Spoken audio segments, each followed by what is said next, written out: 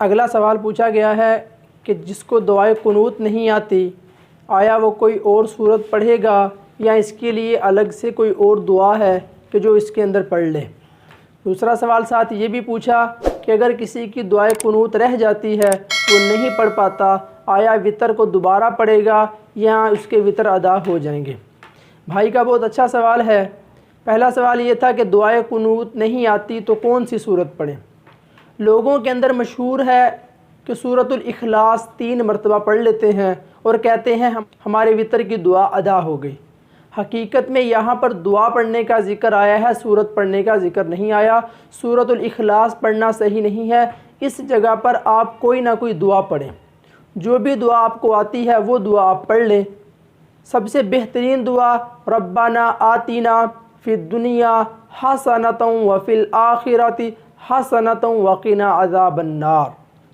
یہ ایک بہت اہم اور جامع دعا ہے جس کو دعائے قنوت نہیں آتی۔ پہلی بات تو یہ ہے کہ دعائے قنوت یاد کرنی پڑے گی، دعائے قنوت ہی پڑھی جائے۔ اگر دعائے قنوت نہیں آتی کسی کو، اب اس مجبوری کی صورت میں وہ دوسرا سٹیپ اس کے لیے یہ ہے کہ وہ یہ والی دعا پڑھ لے، ربنا آتینا فی الدنیا حسنۃ وفی الآخرۃ حسنۃ وقنا عذاب النار۔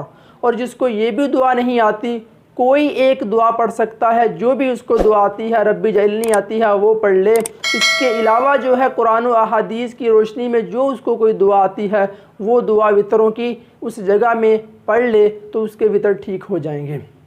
دوسرا سوال یہ تھا کہ جس کو دعائے قنوت پڑھنا بھول گئی اب اس کے لیے کیا حکم ہے۔ دعائے قنوت پڑھنا اس کا درجہ واجب کا درجہ ہے۔